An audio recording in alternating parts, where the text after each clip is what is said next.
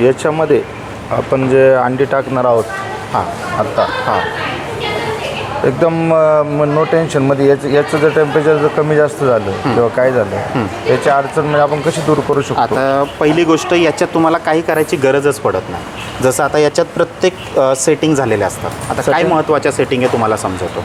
बरं. याच्यात टेम्परेचर असतं जे आपण अंडी उगवण्यासाठी एक बॉडी टेम्परेचर मेंटेन करतो. शरीराची ऊब, कोंबडीच्या शरीराची ऊब आपण याच्यात मेंटेन करतो. सोप्या आणि सरळ भाषेत सेटिंग लावून देणार त्या सेटिंग इथे झालेल्याच असतात. म्हणजे ही आता ही मशीन रेडी आहे तर ही पूर्ण सेटिंग होऊन चेकिंग होऊनच इथपर्यंत आलेली आहे. हां त्याच्यापर्यंत ती पुढे बाहेर जाणारच नाही. आता कुठलीही मशीन बनली पाठी तर ती आधी 1 दिवस कमीत कमी चेकिंगला असते. गरज वाटली 2 दिवस चेकिंगला असते. त्याच्यानंतरच हे पाठी बघा पॅकिंग होत आहे. असं लेमिनेशन पॅकिंग नंतर बॉक्स पॅकिंग तशी होऊनच पाठी जाणार आहे. कारण की काय होतंय सगळेजण माझ्यापर्यंत नाही येते. बरेचसे ऑनलाईनच बुक करतायत मग त्यांच्यापर्यंत पोहोचलेली असते. मग ती सेटिंग करूनच आपणच चेक करून पाठवतो. ठीक आहे रेडी डायरेक्ट रेडी. म्हणजे तुम्हाला तिथे जाऊन फक्त अंडी ठेवायची मशीन चालू करून वापर झाला अशा सोप्या पद्धतीने. ठीक आहे. तर याच्यात फंक्शनमध्ये कसं आहे बघा टेम्परेचर तुमचं ऑटोमॅटिक आहे. तुम्हाला पाहिजे तेवढं टेम्परेचर मशीनला जे आपल्याला लागतं तेवढं टेम्परेचर मिळालं की मशीन ऑटोमॅटिक हीटर बंद करते. जे ऊब बनवणारं फंक्शन आहे ते बंद करून टाकते. दुसऱ्या याच्यात काय असतं ह्युमिडिटी पण जेवढी पाहिजे तेवढी मिळाली की ते बंद करणार, कमी झाली की चालू करणार. हे सगळं सेन्सरवरती ऑटोमॅटिकली होत राहणार. याच्यावर लाईट पॉवर जास्त आला काय टेन्शन नाही.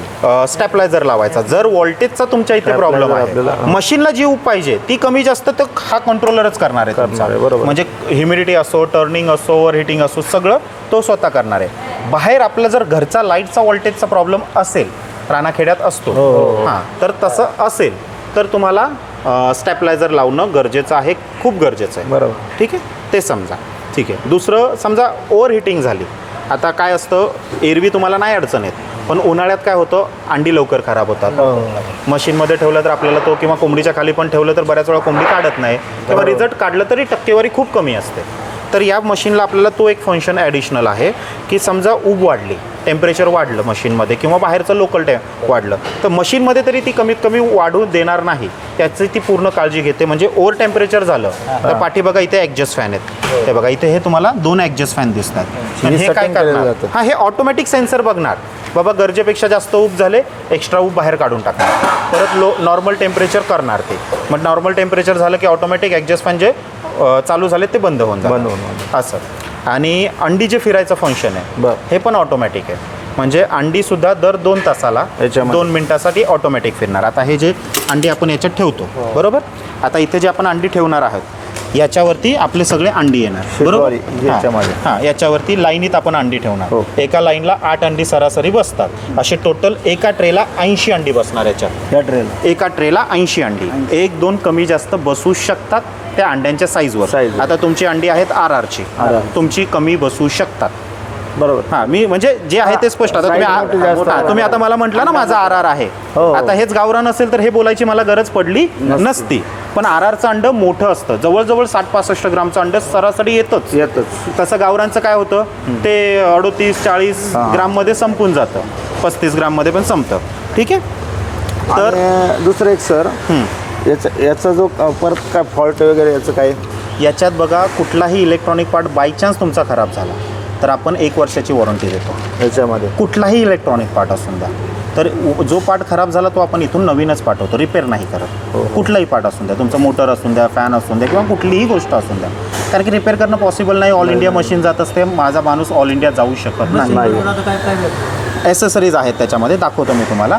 तर ज्या गरजेला लागणाऱ्या एक्स्ट्रा ॲसेसरीज पण काही असल्या पाहिजे तर त्या पण तुम्हाला मशीन बरोबर येणार आहे. हां म्हणजे एमर्जन्सीला मला फोन करायच्या आधी तुमच्याकडे अवेलेबल आहे.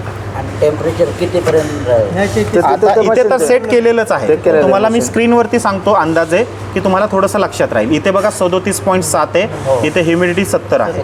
तर ही हां तरी काय नाही 70 60 डाऊन झाली. 70पेक्षा किंवा 70पेक्षा जास्तही चालते. ठीक आहे. आणि वरती जे आहे हे जे मशीनमध्ये आत्ता किती आहे, ऊब किती आहे, तुमची ह्युमिडिटी किती आहे हे इथे लाईव्हवालं दाखवत आहे. आणि इथे आपल्याला ॲक्च्युअल किती पाहिजे हे दाखवत आहे.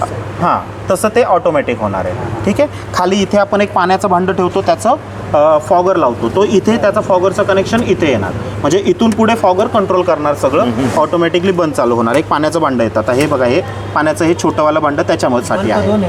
बल्ब तुमचे 2 असणार. हे एक्स्ट्रा सामानच आहे त्याच्यात पॅक केलेलं. आता हां ही जे मशीन आहे तेच मशीन कम्प्लीट सगळं त्याचं लागणारं सगळं सामान याच्यात येणार. एक्स्ट्रा फॉगर पण एक असतो याच्यात. समजा एखादा फॉगर तुमचा खराब झाला तर दुसरा फॉगर तुमच्याकडे अवेलेबलच आहे. LED करून द्यायचं. हां, मग फक्त चेंज करायचा, दुसरा फॉगर लावायचा. होऊ शकतो. हां, बाकीचं काही खराब होत नाही. फॉगरचा फक्त कंप्लीट येते. जर तुम्ही पाणी स्वच्छ नाही टाकलं तर फॉगर लवकर खराब होतो, किंवा दुसरं फिल्टर पाणी वापरायचं त्याच्यासाठी, किंवा पाणी संपलं तरच होतं, नाहीतर होत नाही. ठीक आहे, बाकी याच्यात काही ट्रबलच नाही विषय. काहीच नाही विषय. एकदम सिंपल सरळ मशीन आहे. तुम्हाला आधीच सांगितलं, अंड तुमचं ताजं असणं गरजेचं आहे. नाही तर अंडी ताजी बरोबर. 5-6 दिवसापर्यंतची घ्या, त्याच्या पुढची घेऊ नका. किती अंडी मिळतात तुमची रोजची? 70 अंडी. 70 अंडी रोजची मिळतात. म्हणजे तुम्हाला याच्यात 4 दिवसात तुमची अंडी सफिशियंट होण्यासारखी आहे. 5 दिवसात पण होतील, 4 दिवसात पण होतील. बरोबर, म्हणजे अडचण नाही. आणि जसं मी तुम्हाला सांगितलं की 100 कोंबड्यांपाठी 20 ते 25 नर पाहिजे. हो आहे ते. हा रेशो तुमचा. आहेत ना. हां, तर हा रेशो तुम्ही फक्त मेंटेन करा, तुम्हाला आरामात 80 ते 90% रिझल्ट मिळणार. दुसरं महत्त्वाचं की मशीन जी आहे ही बंद खोलीत अजिबात नाही ठेवायची. एकदम बंद खोली, जिथे हवा खेळती राहत नाही. आपल्या त्या याच्यामध्ये शेडमध्ये आहे ना जागा, हवा खेळते. काय प्रॉब्लेम हां, पत्र्याचं शेड आहे का? पत्र्याचं जाळी बिळी मारलेली आहे. वरती पत्रा चालेल, वरती पत्रा. साईडला मोकळं पाहिजे, हवा खेळती पाहिजे. साईडनी जाळी मारलेली आहे. जाळी आपली पोल्ट्रीला जाळी वगैरे असते तशी ती चालेल, कारण की तिथून हवा तुमची पास होते, खेळती राहते. गरजच नाही फॅनची. उलट काय होतं, फॅन समजा कोणीतरी बंद खोलीत ठेवलं आणि मग फॅन चालू करणार, मग फॅनचं काम तर काय की तिथली फक्त जी काही हवा असेल ती पसरवणे, हे फॅनचं मेन काम आहे. फॅन काय गरम हवेला थंड नाही करणार आहे, पण उलट ते न केलेलंच जास्त बेस्ट. फक्त मोकळ्या हवेत ठेवा. जेवढं आता इथे आम्ही मशीन लावली होती, माझं पूर्ण शेड पत्र्याचंच आहे ना, पण ही खूप मोठी जागा आहे, जवळजवळ 5000 स्क्वेअर फूट आहे. बरोबर, हवा खेळते. हां, तर इथे मोकळी हवा खेळते, त्यामुळे मला रिझल्टला अडचण आली नाही. पण हेच छोटं 10 बाय 10चं कोणाचं असेल पत्र्याचं, तिथे ते चालू शकणार नाही.